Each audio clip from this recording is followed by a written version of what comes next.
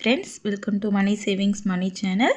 நம்ம சேனலில் சேவிங்ஸை பற்றின வீடியோ தான் அதிகமாக பார்த்துட்ருக்குறோம். இந்த வீடியோக்களை முழுசாக பாருங்கள். பார்த்து உங்களுக்கு பிடிச்சிருந்துச்சுன்னா சப்ஸ்கிரைப் பண்ணுங்கள். இது வரைக்கும் நம்ம சேனலுக்கு சப்ஸ்கிரைப் பண்ணி ஆதரவு தந்துட்டுருக்கிறவங்களுக்கு ரொம்ப நன்றி. வாங்க, இன்றைக்கி நான் எந்தெந்த வழியில் சேமிக்கிறேன் அப்படின்றத பற்றி தான் பார்க்க போகிறோம். அது எப்படின்னு பார்க்கலாம். ஃபஸ்ட்டு நகை சீட்டு. நான் கோல்டு சேவிங்ஸை நகை சீட்டாக போட்டும் அண்ட் கோல்டு காயினாக காசு இருக்கும்போது சேர்த்து வச்சு கோல்டு காயினாகவும் தான் சேர்த்துட்டு வரேன். ரெண்டாவது பாயிண்ட் பிபிஎஃப். பசங்களோட எனக்கு 2 பசங்க இருக்காங்க. அந்த 2 பசங்களுக்குமே நான் பிபிஎஃப் அக்கௌண்ட்டில் தான் மாதம் என்னால் 1000 போட முடிஞ்சால் 1000 போடுவேன், 500 போட முடிஞ்சால் 500 போடுவேன். அதில் இவ்வளோ அமௌண்ட்டு கட்டணுன்றதெல்லாம் இல்லைங்க. அதனால் நான் 500 1000 வரைக்கும் இல்லை 2000 எவ்வளோ இருக்கோ அதை கட்டி விட்டுருவேன். அடுத்து பிஎல்ஐ. இது மந்த்லி கட்டணும். போஸ்டல் லைஃப் இன்சூரன்ஸ்னு சொல்லிட்டு இது ஒரு 15 வருஷம் கட்டணுங்க.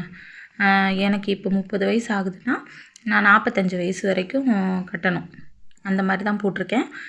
இது மந்த்லி எனக்கு 920 ரூபா வருது. அது கட்டணும். அடுத்து பென்ஷன் ஸ்கீம் ஒன்று கட்டிகிட்ருக்கேன். நான் முன்னாடி ஒரு வீடியோவில் சொல்லியிருப்பேன், நான் பல்லவனில் பென்ஷன் ஸ்கீம் கட்டிகிட்ருக்கிறேன் அப்படின்னு சொல்லி. அது 6 மாதத்துக்கு ஒன்ஸ் 2500 ரூபா அந்த மாதிரி வரும். அது கட்டணும். அடுத்து மகளிர் குழு.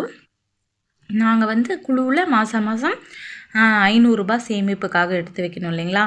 நம்ம வாங்குகிற அந்த லோன் அமௌண்ட் இல்லாமல் 500 ரூபா நம்ம சேமிப்புக்காக இருக்கும். அந்த அமௌண்ட்டை கட்டிட்டு வரேன். அடுத்து உண்டியல் சேமிப்பு. என்னால் முடிஞ்ச போதெல்லாம் உண்டியல் சேமிப்பில் நாங்கள் எல்லாருமே, நான் பசங்க அவங்க எல்லாருமே உண்டியல் சேமிப்பு அப்படின்றத கம்பல்சரி பண்ணிகிட்ருப்போம். எப்போல்லாம் காசு கொஞ்சம் இருக்கிற மாதிரி இருக்கோ அப்போல்லாம் காசு கொடுப்பாங்க. இல்லை எனக்கு நான் முட்டை ஏதாவது விற்கிறேன் இல்லை கூலி விற்கிறேன்னா அந்த காசு வந்தாலும் நான் அதில் போட்டுருவேன். அடுத்து போஸ்ட் ஆஃபீஸ். என்கிட்ட அமௌண்ட் இருக்கிற மாதிரி இருந்துச்சுன்னா கொஞ்சமாக இருந்தால் உண்டியலில் போடுவேன். அப்படி இல்லைன்னா போஸ்ட் ஆஃபீஸில் போட்டு வைப்பேன். ஏன்னா ஒரு எமர்ஜென்சி அப்படின்னா நமக்கு யாருக்கிட்டையும் நம்ம போய் டக்குன்னு நிற்க முடியாது இல்லைங்களா.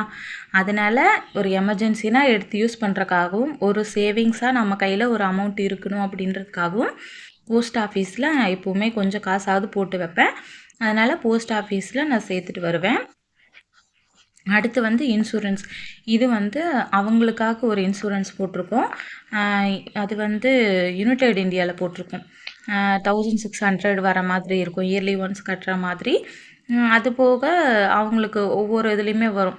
வண்டியோட இன்சூரன்ஸ் கட்டுறதுலேயும் வரும். அந்த மாதிரி தனித்தனியாக வரும். அது போக நம்ம எந்த பேங்க்கில் அக்கௌண்ட் வச்சுருக்கோமோ அங்கேயுமே இயர்லி ஒன்ஸ் நம்மளுக்கு 400 ரூபாயில் ஒரு இன்சூரன்ஸ் கவர்மெண்ட்டோடது இருக்குது, 40 ரூபாயில் இருக்குது. இந்த மாதிரி இன்சூரன்ஸும் எக்ஸ்ட்ரா நாங்கள் போட்டுட்ருப்போம். நீங்களுமே இது வரைக்கும் அந்த மாதிரி கவர்மெண்ட்டோட இன்சூரன்ஸ் போடாமல் இருந்தீங்கன்னா அது ஒரு வருஷத்துக்கு ஒரு முறை 40 ரூபா 400 ரூபா அப்படிங்கும்போது நம்மளுக்கு பெருசாக தெரியாது. நம்ம அக்கௌண்ட்லேருந்து அவங்க எடுத்துப்பாங்க. ஒன்ஸ் அதை நீங்கள் அந்த ஃபார்ம் ஃபில் பண்ணி கொடுத்து அதை ஜாயின் பண்ணிட்டீங்கன்னா இயர்லி ஒன்ஸ் அவங்களே எடுத்துப்பாங்க. நீங்கள் எந்த பேங்க்கில் அக்கௌண்ட் வச்சுருக்கீங்களோ அங்கே விசாரித்து பாருங்கள். ஏன்னா எல்லா பேங்க்லேயுமே இது கம்பல்சரி இருக்குது. இது வரைக்கும் போடாதவங்க அதை கண்டிப்பாக போட்டுருங்க. அந்த மாதிரி இன்சூரன்ஸ் விட்டுருக்கேன். இது இல்லாமல் வேறு வண்டியோட இன்சூரன்ஸ் அந்த மாதிரியெல்லாம் இருக்குது. அதெல்லாம் எங்களுக்கு வண்டிக்கு வருஷம் வருஷம் கட்டியே ஆகணும் அப்படின்றதுனால அது எல்லாமே கட்டிட்டு வருவோம். என்னால் இப்போ சேமிக்க முடிஞ்சது இவ்வளோ தான். அடுத்த வருஷம் 2025 எஸ்ஐபி போடலாம் அப்படின்னு ஒரு பிளான் இருக்குது. நான் அப்படி எஸ்ஐபி போடுற மாதிரி இருந்ததுன்னா அதை பற்றின டீட்டெயில் உங்களுக்கு சொல்கிறேன் கேட்டுட்டு. ஏன்னா எனக்குமே இன்னுமே பெருசாக அந்த எஸ்ஐபியில் ஒரு தெளிவில்லாமல் இருக்குது. அதை பற்றி விசாரிச்சுட்டு தான் போடலாம் அப்படின்ற ஒரு ஐடியா இருக்குது. அப்படி போடுறேன், அப்படி தெளிவாக நான் விசாரித்தேன்னா உங்களுக்கு அதை பற்றி ஒரு வீடியோ போடுறேன். என்னோடய சேவிங்ஸ் நான் இப்படி தாங்க பிளான் பண்ணுறேன். இது மாதிரி தான் நான் சேவிங்ஸ் பிளான் பண்ணுறேன். சேமிப்பு அப்படின்றத நம்ம கோல்டுலேயும் போடாமல் இல்லை கேஷாகவும் வச்சுக்காமல் நம்ம அங்கங்கே சேமிக்கும்போது வேறு வழிகளில் சேமிக்கும்போது நம்மளுக்கு அந்த முதலீடு பெருகிறதுக்கு வாய்ப்பு அதிகமாக இருக்கும்.